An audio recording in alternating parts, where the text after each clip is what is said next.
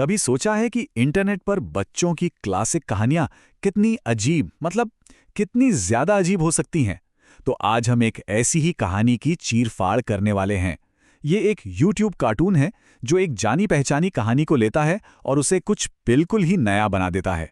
चलिए देखते हैं कि इस कहानी में आखिर ऐसा क्या खास है।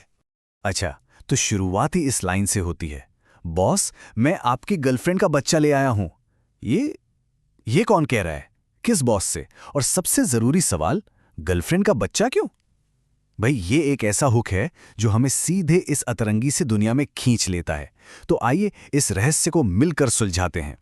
उस अजीब सी लाइन के बाद शायद उम्मीद होगी कि आगे भी कुछ अजीब ही होने वाला है, लेकिन नहीं। कहानी हमें एक बहुत ही शांत और एक सुखद जगह पर ले जाती है। ये बिल्कुल तूफान से पहले की शांति जैसा है। तो देखिए, एक खुशहाल बत्तख परिवार अपनी जिंदगी जी रहा है। उन्हें इस बात का जरा भी अंदाजा नहीं है कि उनकी दुनिया बस पलटने ही वाली है। ये एक परफेक्ट फैमिली पिक्चर है, लेकिन हम सब जानते हैं कि ये ज्यादा देर तक नहीं टिकने वाली। ये डायलॉग देखिए, ये हमें उनके प्यारे और थोड़े अनोखे रिश्ते की एक झलक देता है। यही तो इस कार्टून की खासियत है। ये दिल को छू लेने वाला और साथ ही थोड़ा सा अजीब भी है, और ये हमें किरदारों से फौरन जुड़ने में मदद करता है। और जैसा कि हमने कहा, शांति ज्यादा देर नहीं टिकती। तो अब आता है कहानी का असली मोड़, वो पल जब सब कुछ बदल जाता है। जरा सोच कर देखिए, वो पल जब घर वापस आने पर पता चले कि बच्चा गायब है। माता पिता के चेहरे पर वो सदमा और दुख सब कुछ बयां कर देता है। उनकी वो शांत सी दुनिया बिखर चुकी है। और फिर एक गवाह सामने आता है, और अपराधी एक बंदर। ये चीज कहानी को एक बिल्कुल अप्रत्याशित मोड़ देती है। ये कोई साधारण शिकारी नहीं है, ये तो एक सोची समझी किडनैपिंग है। तो ये सब हुआ कैसे? चलिए इस अपहरण की थोड़ी जांच पड़ताल करते हैं। सबसे पहले खोज होती है, फिर एक गवाह सामने आता है, और आखिर में हमें मकसद का पता चलता है, जो शायद इस कहानी का सबसे अजीब हिस्सा है।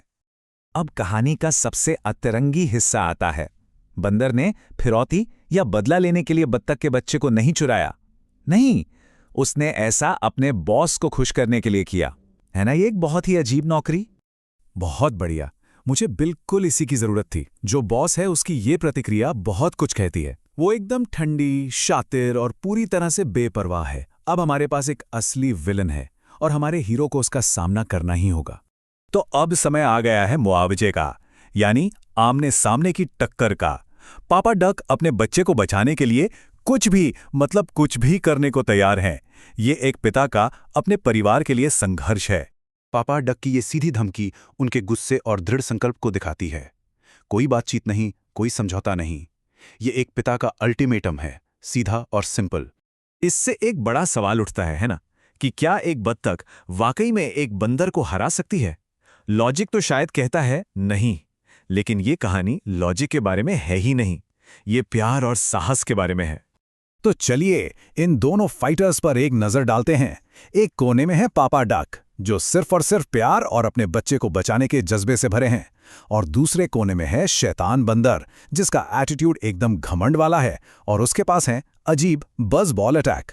तो ये एक क्लासिक दिल बनाम ताकत का मुकाबला है। बंदर का ये ताना उसके घमंड को साफ साफ दिखाता है। उसे लगता है कि उसे कोई हरा ही नहीं सकता।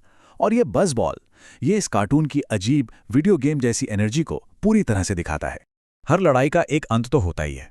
इतनी उथल पुथल और एक्शन के बाद कहानी अब अपने अंजाम की ओर बढ़ रही है, और सारी मुश्किलों के बावजूद उन्होंने कर दिखाया। बत्तख का बच्चा सुरक्षित है। ये एक बहुत बड़ी राहत का पल है, और ये साबित करता है कि एक पिता का प्यार किसी भी बज़बॉल से कहीं ज्यादा मजबूत होता है। लेकिन रुकिए, कहानी यहीं खत्म नहीं होती। एक अप्रत्याशित मोड़ में विलन माफी मांगता है। ये इस अजीब कहानी में गहराई की एक और परत जोड़ता है।